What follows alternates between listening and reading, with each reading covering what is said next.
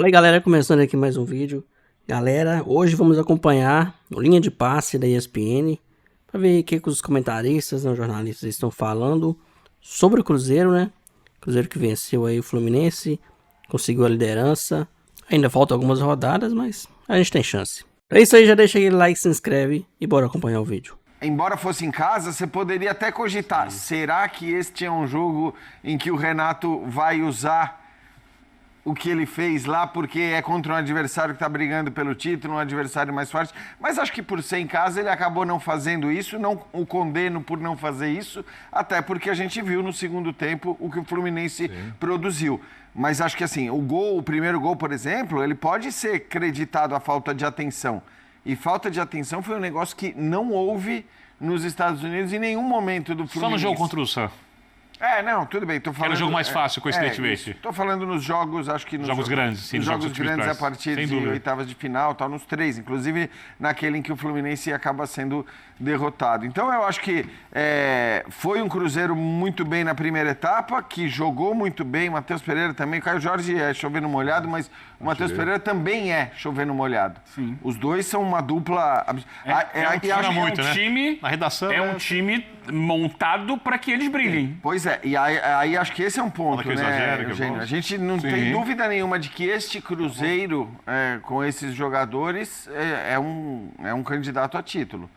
Agora, na comparação com seus rivais diretos, especialmente com o Flamengo, é óbvio que a falta que um desses dois pode fazer se machucar, se tiver algum problema físico, é uma falta que talvez nenhum jogador do Flamengo, para pegar o exemplo do melhor elenco, vá fazer para o time, por melhores que sejam os jogadores do Flamengo. Sim.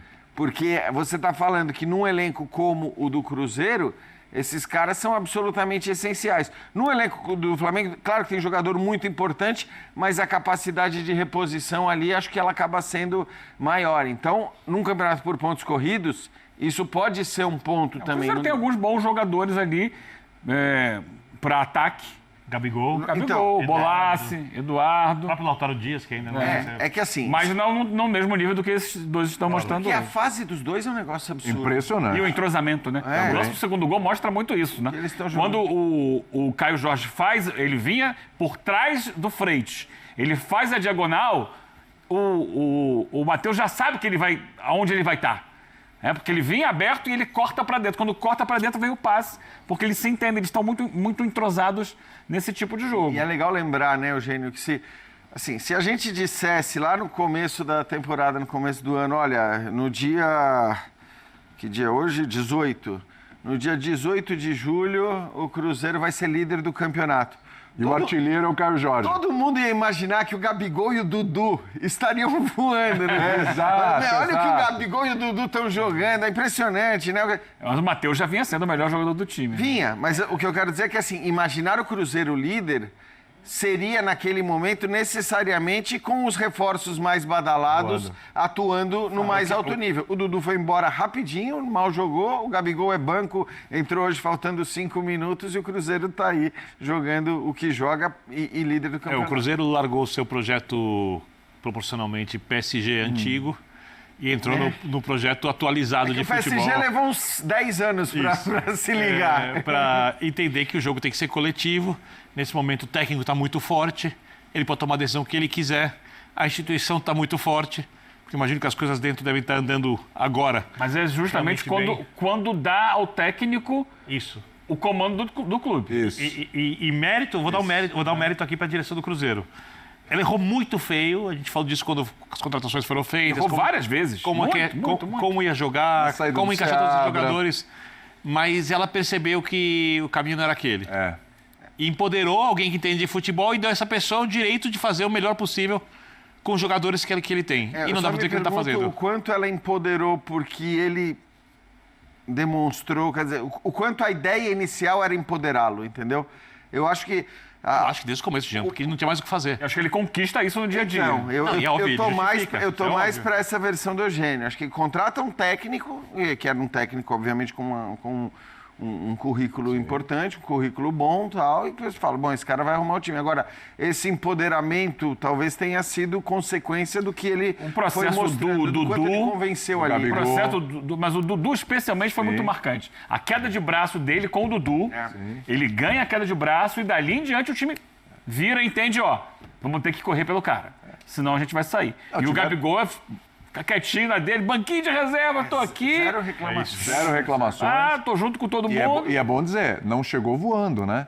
É um Cruzeiro que com o Leonardo Jardim ficou... Não, perdeu muito. Perdeu vários jogos. Fez vexame na Sul-Americana, caiu na Sul-Americana. Foi um processo. Meu Deus. E é bom dizer, é o líder do campeonato, tá jogando realmente muito bem, mas por questões que a gente já citou, eu acho que ele está certíssimo, né? Acabou de chegar ao Brasil, mas parece entender bem como funcionam as coisas aqui. Porque o que mais tem no futebol brasileiro é aquele time que, sei lá, começa o campeonato com a expectativa de, sei lá, uma quinta, sexta colocação. Uma vaga em Libertadores, não diretamente, né? Você começa assim o campeonato, aí você assume a liderança, não consegue sustentar porque é difícil sustentar o tempo todo, sobretudo quando você não tem, de repente, um elenco para manter a força quando você perde peças importantes, cai para uma quarta colocação e na hora que cai para a quarta colocação, o técnico é demitido.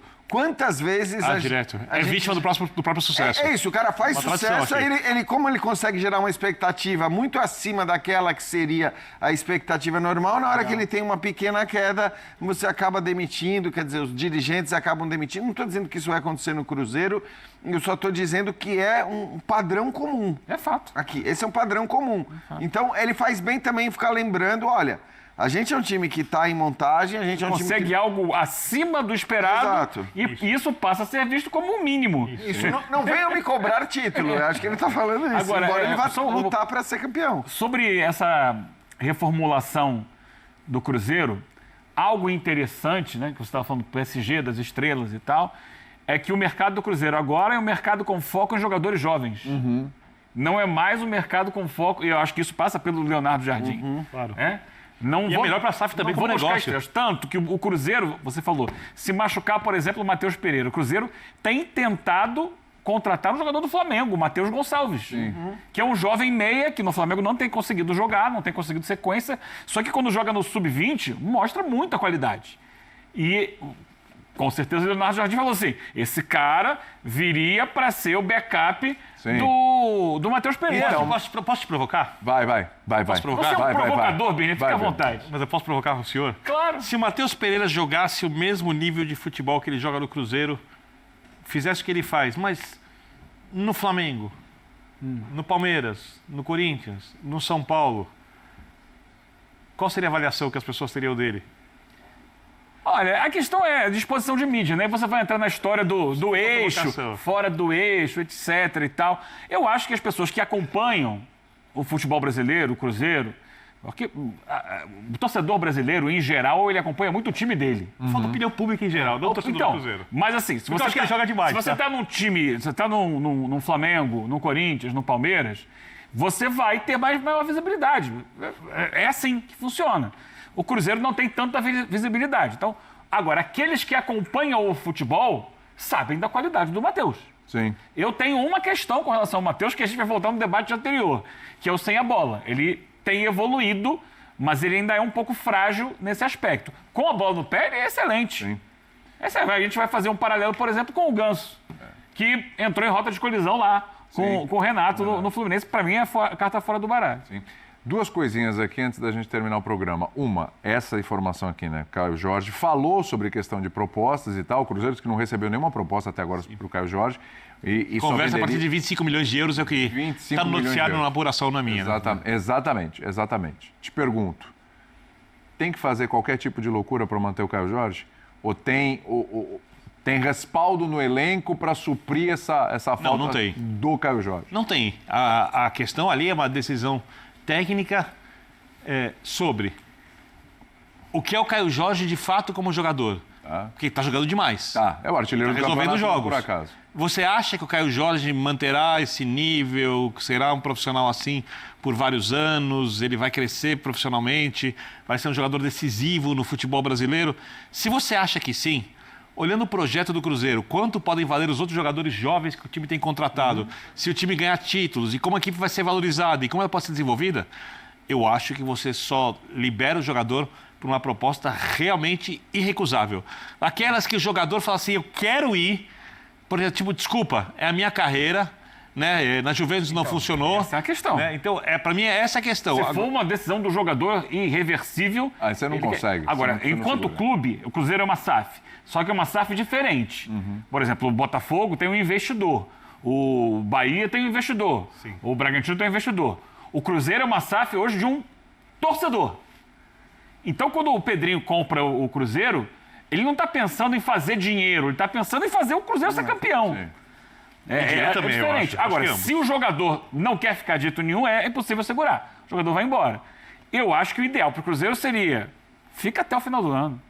Outra coisa. Sai na janela de final do ano, lá, janeiro da Europa. Outra coisa, acho que 2 pontos. Primeiro, não tem fazer loucura, né? Porque o Cruzeiro tem um contrato com o Caio Jorge. Então, fazer loucura seria não vendê-lo pelo valor. Mas você sabe como funciona, né? Tem contrato Dá momento. Chegar lá, um aumentinho e tal, não sei o que. Se ele cumprir as metas, o Cruzeiro vai pagar 6 vezes com as metas. Mas eu sempre cito o exemplo, o Gustavo Gomes, acho que foi um cara que sentou aqui com a gente no Bola da Vez e falou, claro que todo mundo, né, nem todo mundo é profissional do mesmo jeito, mas o próprio Dudu, que é um jogador muito polêmico, a gente lembra de uma época que ele quis deixar o Palmeiras, e não estou falando para ir ao Cruzeiro, era para jogar na China, um salário astronômico, e o Palmeiras falou, não, desculpa. Para fazer justiça ao cara que é muito criticado, o Alexandre Matos o convenceu, o Cuca permitia até que liberasse na época, e dali em diante ele se transformou no melhor jogador do Palmeiras no título no segundo semestre. Absolutamente profissional, jogando, ficou, entendeu que tinha que ficar, porque ele tinha um contrato assinado, então o clube não tinha nenhuma obrigação de dar um aumento para ele ou qualquer coisa, porque tinha um contrato assinado, com um salário bom até um prazo determinado.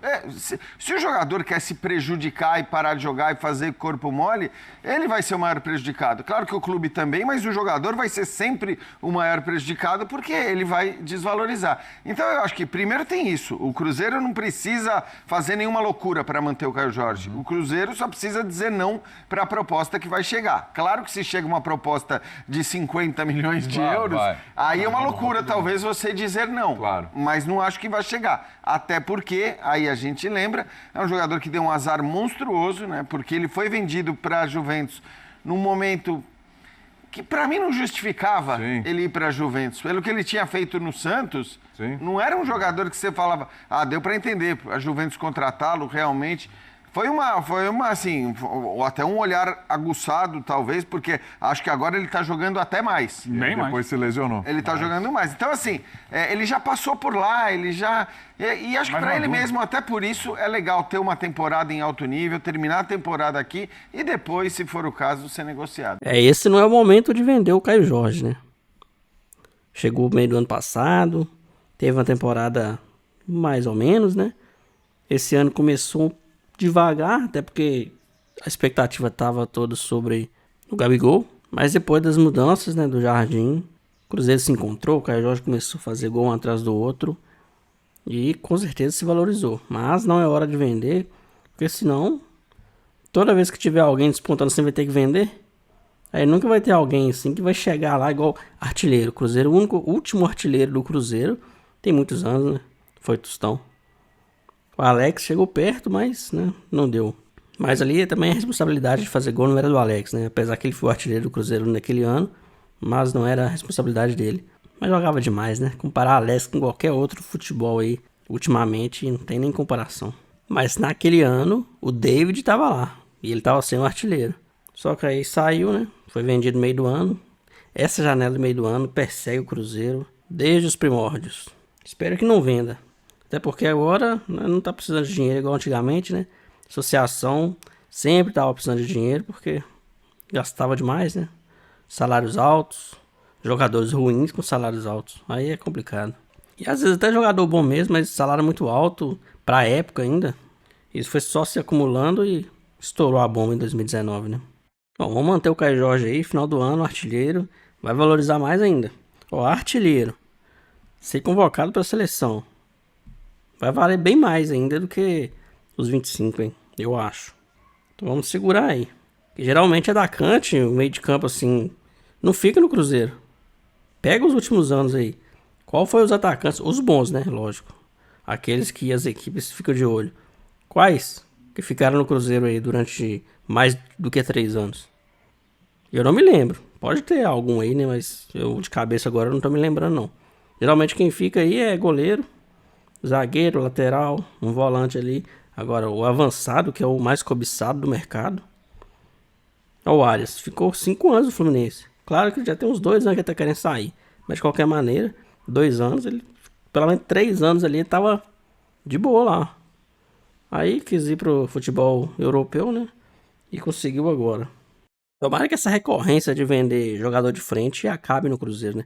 Deixa pelo menos 3, 4 anos aí, né? Os cobiçados, né? Fica pelo menos 3, 4 anos aí. Segurar, porque jogador de frente é difícil. Aí tem que ficar trazendo gente pra jogar. Ou tentando fazer os meninos da base, né? Pegar alguns bons da base lá pra formar. Mas geralmente o Cruzeiro, ultimamente, não tá formando ninguém, né? Quando chega lá, ele manda pra outro time ou perde, né? Igual já perdeu. Então tem que manter os que tem. Claro, se for uma proposta irrecusável, né? Aí não tem jeito, né? Mas uma proposta mais ou menos, ou abaixo do esperado, não, tem que ficar e fazer muito gol e aumentar ainda mais aí. Eu acredito que ele vai valer bem mais no final do ano aí. Com artilharia, né? Se ele conseguir. E do jeito que tá indo vai conseguir. E com a convocação aí.